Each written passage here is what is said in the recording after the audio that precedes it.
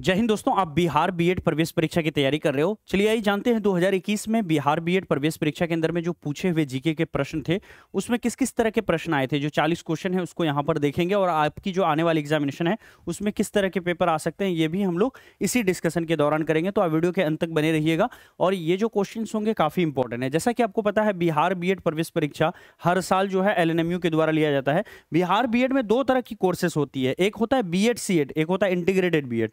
अगर हम बात करें यहाँ पर दो तरह की कोर्सेस होती है, एक होता है 4 ईयर बीएड, एक होता है 2 ईयर बीएड। ठीक है, दोनों के लिए जो है काफी ज्यादा इंपॉर्टेंट रहेगा क्योंकि जीके दोनों में पूछा जाता है, सिलेबस दोनों का सेम ही होता है। क्लियर है।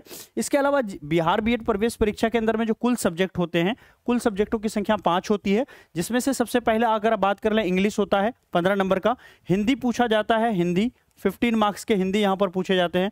वहीं पर रीजनिंग होती है, रीजनिंग भी पूछी जाती है 25 नंबर की। इसके अलावा एक होता है TLE, teaching learning environment, 25 number के। टोटल आपके 1 2 3 4 हो गए। इसमें से एक और सब्जेक्ट होता है जो कि है जीके, जहां से 40 नंबर सबसे बड़ा सेक्शन होता है। ये टोटल 120 क्वेश्चन होता है यहाँ पर और 120 मार्क्स होता है यहाँ पर। कोई भी नेगेटिव मार्किंग नहीं होती है बिहार बीएड के अंदर में, ये चीज आप ध्यान में रखिएगा अगर आप तैयारी कर रहे हो। चलिए आइए, अगर इस क्लास की पूरी डिस्कशन की पीडीएफ चाहिए तो आपको ये पीडीएफ मिल जाएगी हमारे टेलीग्राम चैनल पर, है ना।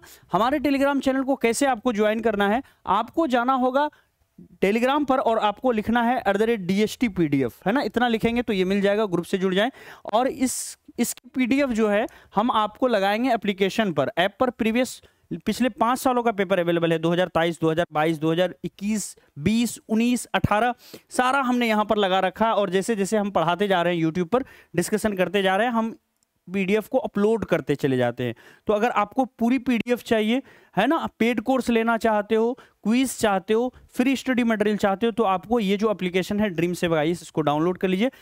कहां से डाउनलोड करना है ये सारी जानकारी नीचे जो नंबर जा रहा है इस पर आप व्हाट्सअप कर दीजिए। हम सारी लिंक्स आपको ऐप वगैरह का भेज देंगे, टेलीग्राम वगैरह का लिंक आपको भेज देंगे, या फिर @DST PDF लिख करके भी आप ज्वाइन कर सकते हो। चलिए आगे बढ़ते हैं और शुरुआत करते हैं। आ जाते हैं यहाँ पर हम लोग पहले प्रश्न पर। पहला क्वेश्चन जो पूछा गया है 2021 के अंदर में जो पेपर हुआ था आपका, उसमें पूछा गया है कि आवृत्ति की इकाई क्या है।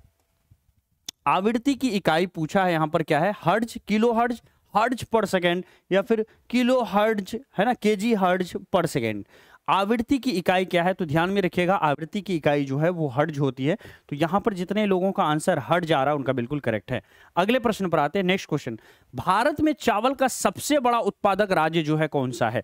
तो याद रखिएगा भारत में चावल सबसे ज्यादा कहां पर होती है, पश्चिम बंगाल के अंदर में होती है। इस तरह से जिन भी लोगों का आंसर यहां पर पश्चिम बंगाल आ रहा है उनका बिल्कुल करेक्ट है, उनका बिल्कुल यहां पर क्या है, करेक्ट है। चलिए आगे बढ़ जाते हैं, नेक्स्ट प्रश्न पर आते हैं। भारत में सबसे बड़ा नदी बेसिन कौन सा है। देखो, अगर सबसे बड़ा नदी बेसिन भारत के अंदर में पूछेगा तब तो आंसर क्या होगा, गंगा बेसिन होगा। आपको ऐसा भी प्रश्न आ सकता है ना, ये जो गंगा बेसिन है ना, आपको ये भी प्रश्न आ जाता है कि भारत की सबसे लंबी नदी कौन सी है। प्रश्न आएगा कि भारत की सबसे लंबी नदी, अगर ये पूछ ले सबसे लंबी नदी कौन सी है, सबसे लंबी नदी कौन सी है, तो आंसर क्या हो जाएगा, इसका सीधा सीधा आंसर हो जाएगा कि भैया गंगा जो है भारत की सबसे लंबी नदी है। और गंगा की सबसे बड़ी सहायक नदी का नाम क्या है, तो आंसर क्या होगा, यमुना जो है गंगा की सबसे बड़ी सहायक नदी है। इसके अलावा अगर पूछेगा दक्षिण भारत की सबसे बड़ी नदी का नाम क्या है, दक्षिण भारत की सबसे बड़ी नदी, भारत की सबसे बड़ी नदी, तो याद रखिएगा दक्षिण भारत की सबसे बड़ी नदी जो है इसका नाम क्या है, गोदावरी है। कौन सी नदी है, गोदावरी। यही कारण है कि गोदावरी को दक्षिण गंगा भी कहा जाता है। क्या कहते हैं इसको, दक्षिण गंगा। जैसे गंगा जो है पूरे भारत में सबसे बड़ी नदी है, उत्तर भारत में बड़ी नदी है, उसी तरह से दक्षिण भारत की जो सबसे बड़ी नदी है उसका नाम क्या है, गोदावरी। और यही कारण है कि गोदावरी को दक्षिण गंगा के नाम से भी जाना जाता है। एक प्रश्न पूछा जाता है कि दक्षिण गंगा जो है निम्नलिखित में से कौन है, तो आंसर क्या होगा, गोदावरी जो है वो दक्षिण गंगा है। आगे चलते हैं अगले प्रश्न की ओर, ठीक है। चलिए अगले प्रश्न पर आते हैं। अगला प्रश्न है, भारत का पहला सीडीएस यानी चीफ ऑफ डिफेंस स्टाफ। देखो उस समय सीडीएस की पोस्ट आई थी। सीडीएस क्या होता है, जैसे कि आपको पता है कि हमारी जो सेनाएं हैं, हमारी सेनाओं के अंदर में हमारी जो सेनाएं हैं, सेनाओं में हमारी 3 तरह की सेनाएं हैं। सबसे पहला यहां पर अगर बात करें कि सेनाओं के अंदर में कौन कौन सी सेना है, तो एक तो देखो आपका आर्मी है, दूसरा आपका एयरफोर्स है, और तीसरा आपका क्या है, नेवी है। तीनों के हेड हुआ करते थे और तीनों को जो है पर्सनली जाके प्रेसिडेंट से मिलते थे। किससे मिलते थे? राष्ट्रपति महोदय से मिला करते थे। अब राष्ट्रपति महोदय को तीनों को समझाना पड़ता था और राष्ट्रपति के इतना क्या होता है, इतना समय तो उनके पास होता नहीं है, और राष्ट्रपति का पद एक संवैधानिक पद है जो चुनाव लड़के आना पड़ता है। तो इसमें कोई जरूरी नहीं कि सारे जो है यहाँ पर टेक्निकल लोग राष्ट्रपति बन करके आए, समझ रहे हैं ना। तो ऐसी कंडीशन में तीनों ही सेनाओं के बीच समन्वय स्थापित करना और राष्ट्रपति के बीच राष्ट्रपति को समझाना और राष्ट्रपति इन लोगों को लेके चले, एक बड़ा टफ टास्क होता था। तो इसीलिए इन तीनों का जो टेंशन है वो राष्ट्रपति को ना दिया जाए और तीनों के बीच एक अच्छा समन्वय हो जाए, है ना, एक अच्छी जो है यहाँ पर मीटिंग हो, एक अच्छा यहाँ पर जो है काम करे तीनों मिलकर के एक साथ।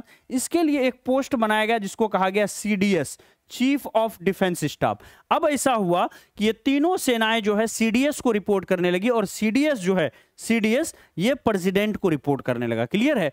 तो याद रखिएगा कि उस समय सीडीएस बना ही था। तो पहला सीडीएस कौन बना था अगर ऐसा पूछे तो जनरल बिपिन रावत जो है वो पहले सीडीएस थे। जल्दी कमेंट में बताइए अभी वर्तमान में सीडीएस कौन है, आप सभी लोग कमेंट करके बताइए हमें। भारत की पहली एयर टैक्सी सेवा किस राज्य में आरंभ की गई, शुरू की गई? तो ध्यान में रखिएगा भारत की पहली एयर टैक्सी सेवा जो है हरियाणा के अंदर में शुरू की गई थी। तो जिनका भी आंसर यहां पर बी हरियाणा आ रहा है उनका बिल्कुल करेक्ट है।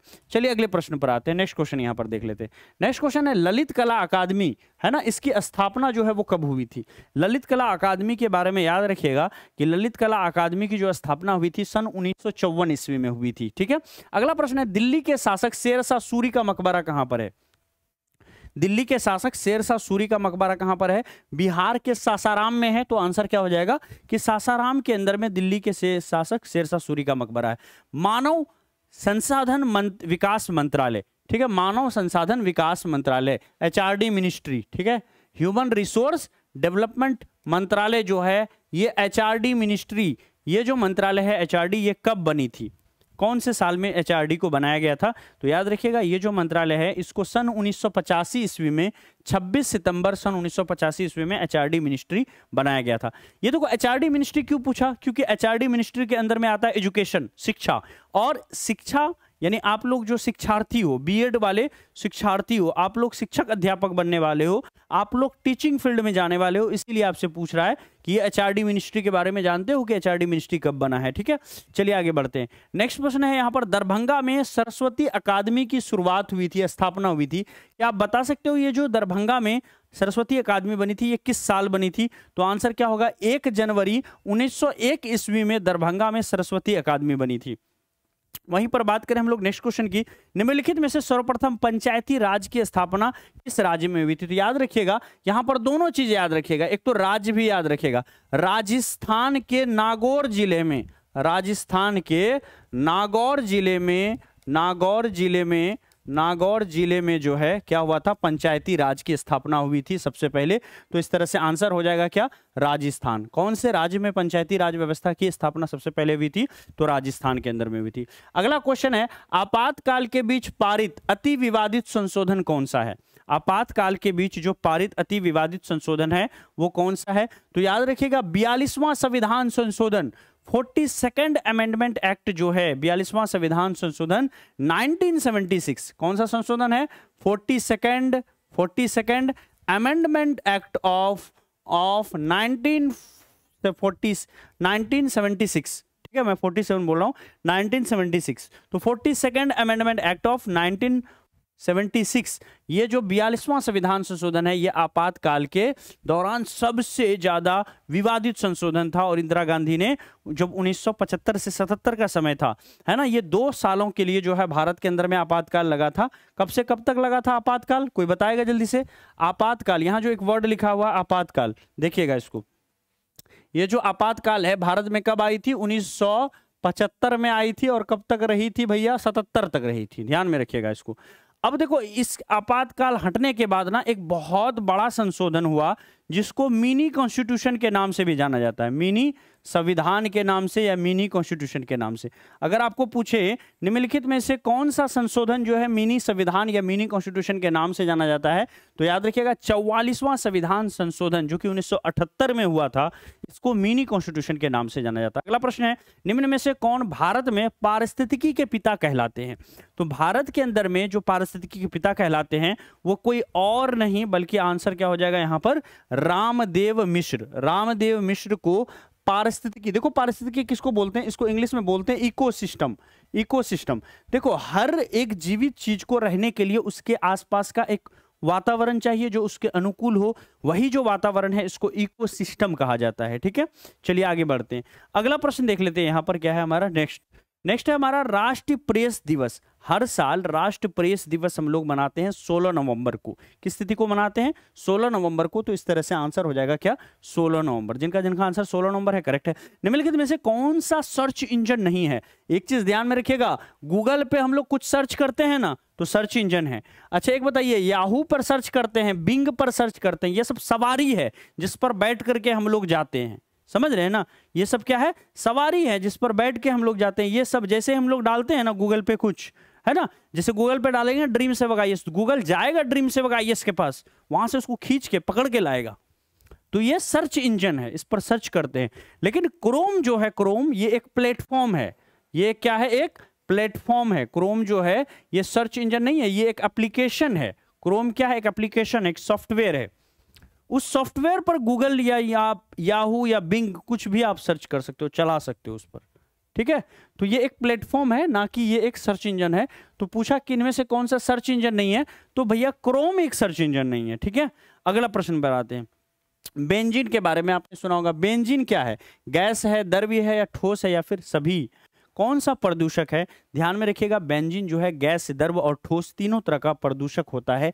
तो आंसर हो जाएगा कि बेंजीन जो है ऑल ऑफ द एबव प्रदूषक है। नेक्स्ट कहता है, ऑटोमोबाइल से निकलने वाली जो अत्यधिक हानिकारक धातु प्रदूषक तत्व होता है जो निकलता है मोटर वाहनों से, वो कौन सा प्रदूषक तत्व होता है जिससे सबसे ज्यादा प्रदूषण होता है, सबसे ज्यादा खतरा होता है? आंसर होगा कि मोटर गाड़ियों से लेड निकलता है। कौन सी निकलती है? लेड निकलती है, और लेड जो है अति हानिकारक होता है। अगला प्रश्न है, किसकी कमी से स्कर्वी नामक रोग होता है? यहाँ पर बहुत सारा विटामिन को मैं आपको बताऊंगा, पहले इसका आंसर जान लो कि भैया स्कर्वी नामक रोग जो है विटामिन सी के कारण होता है। इसके अलावा विटामिन डी की कमी से रिकेट्स नामक रोग होता है। जो लोग नहीं जानते हैं जान लीजिए, रिकेट्स नामक रोग किसकी कमी से होता है? विटामिन डी की कमी के कारण से होता है। विटामिन ए की कमी के कारण जो है रतौंधी नामक रोग होता है, जिसमें आंखों में दिखाई सही से नहीं पड़ता है। इसके अलावा विटामिन के जो है वो रक्त का थक्का नहीं जमने देता है। गुरुजी, रक्त का थक्का, ये प्रश्न कई बार पूछा है कि रक्त का थक्का कौन नहीं जमने देता है, कौन नहीं जमने देता है? ठीक है, विटामिन के की कमी से रक्त का थक्का नहीं जमता है, रक्त का थक्का नहीं जमने देता है। तो रक्त का थक्का जमाता है ये, और इसकी कमी से रक्त का थक्का नहीं जमता है। तो हम यहाँ ऐसा लिखेंगे, रक्त का थक्का नहीं जमता है, वरना इसको बाद में जो लोग पढ़ेंगे ना वो गलत मीनिंग निकाल लेंगे। रक्त का थक्का नहीं जमता है। ठीक है, पीडीएफ बाद में पढ़ने के बाद कुछ और ही समझ लेंगे। ये कमी से होने वाला रोग है, ये कमी से। ठीक है, चलिए आगे बढ़ जाते हैं। अगला प्रश्न देख लेते हैं यहाँ पर 18वां नंबर क्वेश्चन। कहता है, निम्नलिखित में से कौन जीवाणु जनित रोग है? तो देखो रोग के बारे में ना आपको बहुत अच्छे से पढ़ के जाना होगा। वायरस से होने वाली ये बीमारी है ना, जीवाणु से होने वाली ये बीमारी है। सबको बहुत अच्छे से नोट्स बना करके आपको पढ़ के जाना होगा। प्रश्न यहाँ से आता है, आपको एक प्रश्न पूछा जाता है। मैंने आपके लिए क्लास के अंदर में भी करवाया था और वहाँ से ये प्रश्न टैकल हुआ था, जो बच्चे पढ़ के गए थे सबका आया था। तो आंसर क्या होगा कि यहाँ पर जीवाणु जनित रोग कौन सा है? तो खसरा, स्कर्वी और मधुमेह, ये तीनों नहीं है। लेकिन कोढ़ की बात करें तो ये जीवाणु जनित रोग है। तो इस तरह से आंसर हो जाएगा बी, कोढ़। शुद्ध सोना कितने कैरेट का होता है? तो याद है आपको, अब कई बार आप डायलॉग मारते हो उसमें बोलते हो कि 24 कैरेट का सोना हूं मैं, है ना। तो 24 कैरेट जो होता है ये क्या होता है? शुद्ध सोना होता है। ठीक है, अगला प्रश्न है, निम्नलिखित में से कौन एक लौह अयस्क है? लोहे का अयस्क कौन सा है? तो बहुत सारा लोहे का अयस्क होता है, मैं ऐसे ही आपको नाम गिना देता हूं। पहला होता है लोहे का अयस्क हेमेटाइट। दूसरा होता है मैग्नेटाइट।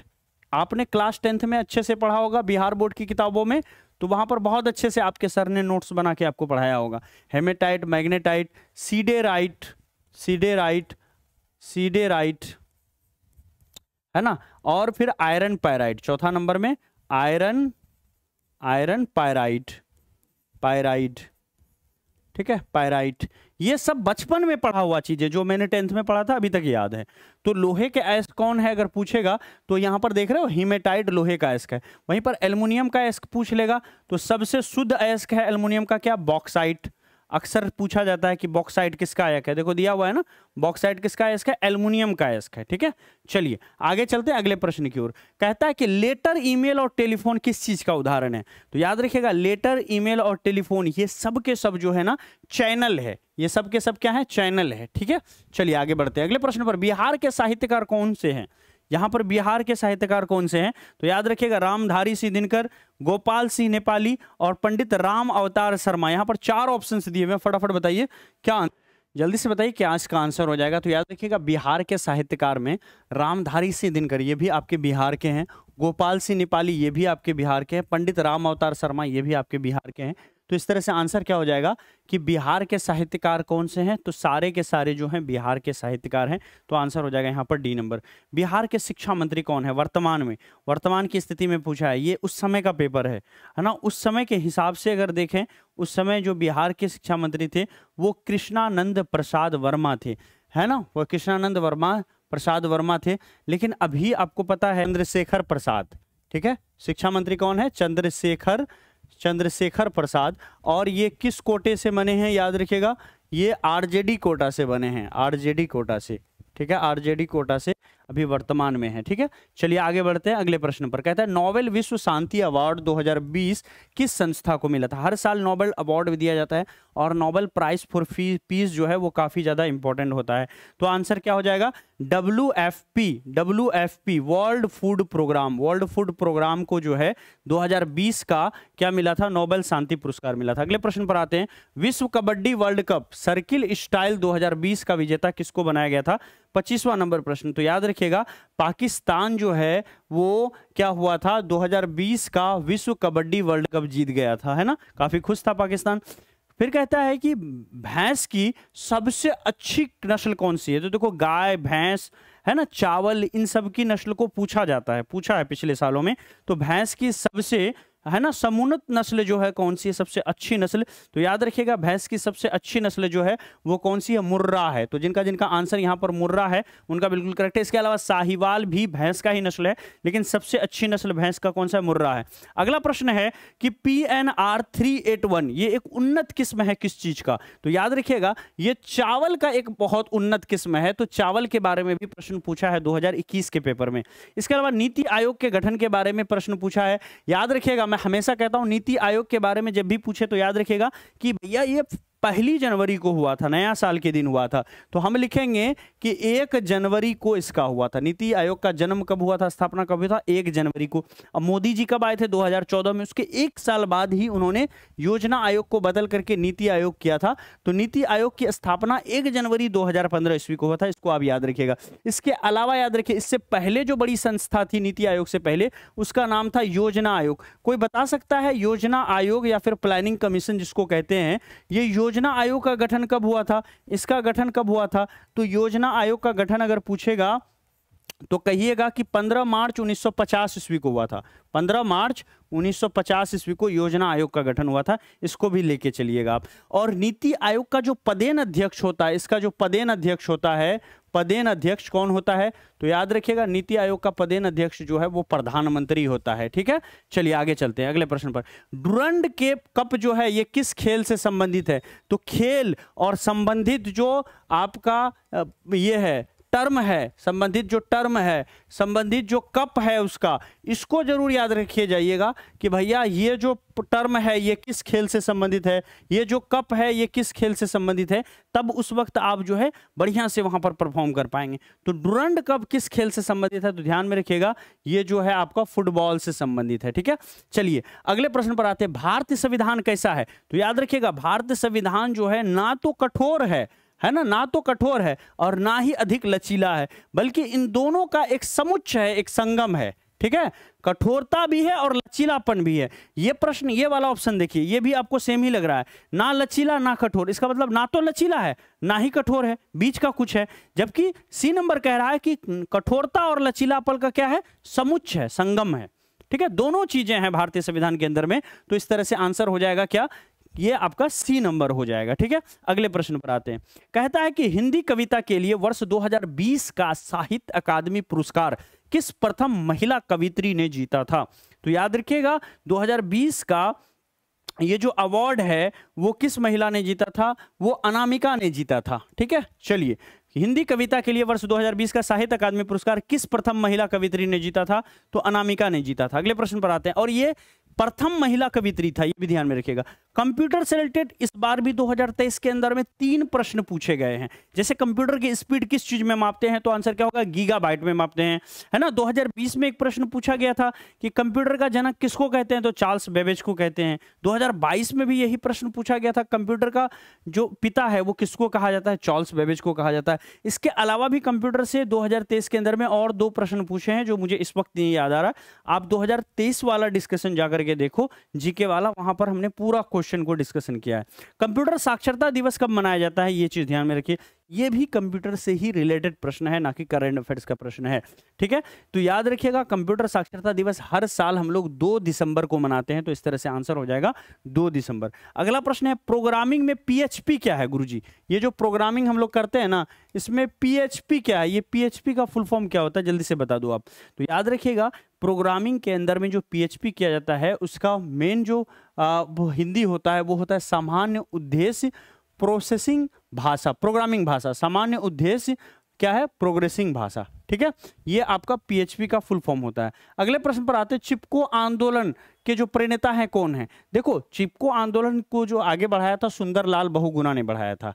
ठीक है, वहीं पर मेधा पाटेकर की बात करें तो ये नर्मदा बचाओ अभियान से है, नर्मदा बचाओ अभियान। इसके अलावा एक और अभियान है, उसको भी याद रखिएगा। जैसे एक अभियान है भूदान योजना, भूदान योजना, ये किसने चलाया था, तो प्रश्न पूछता है, तो याद रखिएगा विनोबा भावे, विनोबा भावे, विनोबा भावे ने, विनोबा भावे ने, विनोबा भावे ने क्या चलाया था, विनोबा भावे ने भूदान योजना चलाया था। तो विनोबा भावे ने क्या चलाया था, भूदान योजना को चलाया था। ठीक है, सुंदरलाल बहुगुणा की 2021 में डेथ हुई थी 20 में, और उसी समय ये 21 में पूछा हुआ पेपर था।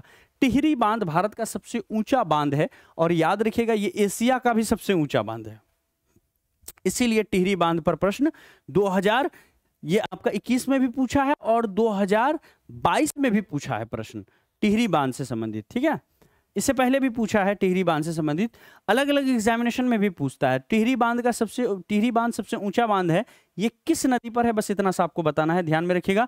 ये जो है आपका भागीरथी नदी पर है। टिहरी बांध किस नदी पर है, भागीरथी नदी पर है। अगले प्रश्न पर आते हैं, नेक्स्ट क्वेश्चन कहता है कि कौन सा महान पुरुष का जन्म राष्ट्र शिक्षा दिवस के तौर पर मनाते हैं। तो याद रखिएगा मौलाना अबुल कलाम आजाद, जो कि हमारे पहले शिक्षा मंत्री थे, इन्हीं के जन्म दिवस पर हम लोग हर साल शिक्षा दिवस मनाते हैं। कौन सा दिवस मनाते हैं, शिक्षा दिवस मनाते हैं। और सर्वपल्लवी राधाकृष्णन है ना, जो कि हमारे राष्ट्रपति भी थे, है ना, उनके जो जन्म दिवस पर हम लोग क्या मनाते हैं, है ना, आपको पता है। तो 5 सितंबर को हर साल क्या मनाते हैं हम लोग, जो है टीचर्स डे मनाते हैं। तो राष्ट्रीय शिक्षा दिवस की बात हो रही है, ना कि यहाँ पर शिक्षक दिवस की बात हो रही है। तो राष्ट्रीय शिक्षा दिवस हम लोग हर साल मौलाना अबुल कलाम आजाद के जन्म दिवस पर मनाते हैं। बैंक नोट प्रेस कहाँ पर स्थित है, याद रखिएगा बैंक नोट प्रेस जो है वो आपका स्थित है कहाँ पर, वो आपका देवास में स्थित है। तो जिनका आंसर सी है, करेक्ट है। कैटेगरी 1 में किस राज्य ने ई पंचायत पुरस्कार जीता, ये करंट अफेयर्स का प्रश्न है और 2021 का ये प्रश्न है, और उस समय न्यूज में था। ये चीजें ध्यान में रखिएगा, करंट अफेयर से इस साल भी प्रश्न पूछे जाएंगे। यूपी ने, किसने जीता था, यूपी ने। अगले प्रश्न पर आता है, हाल ही में किसे भारत का मुख्य न्यायाधीश नियुक्त किया गया है। ये 2021 की बात है, और उस समय मुख्य न्यायाधीश नियुक्त किया गया था 2021 में, सन 2021 के अंदर में एनवी रमना को। ठीक है, और अभी कौन है, डीवाई चंद्रचूड़ है। अगला प्रश्न है, हॉर्स पावर किसके बराबर होता है, एक हॉर्स पावर में कितना वाट होता है। 746 वाट को अगर मिला दें तो 1 हॉर्स पावर हो जाता है। अगर आप बिहार बीएड प्रवेश परीक्षा 2024 की तैयारी कर रहे हैं तो हमारी जो एप्लीकेशन है ड्रीम सेवक आईएएस पर, उस पर चल रही है एक शानदार batch, topper batch. Topper batch, जैसा कि आपको पता है पिछले 4-5 सालों से हमारे यहाँ पर बैचेस चल रहे हैं और आप चाहें तो YouTube के माध्यम से भी फ्री में बहुत अच्छी तैयारी कर सकते हैं हमारे इसी YouTube चैनल को सब्सक्राइब करके और अपने दोस्तों में शेयर करके। या नहीं तो अगर आपको 1 या 2 सब्जेक्ट भी वीक है तो ये कोर्स आपके लिए बेहतरीन होगा। कोर्स का फीचर ये है कि इसमें आपको 5 सब्जेक्ट की थ्योरी प्लस इसका टेस्ट आपको मिलेगा। इस कोर्स के अंदर में अलग अलग टीचर अपने सब्जेक्ट को पढ़ा रहे होंगे। यहाँ पर अगले 5 महीने तक 4 महीने तक आपको यहाँ पर आराम से पढ़ाया जाएगा। दिसंबर तक में आपकी कोर्स कंप्लीट होगी।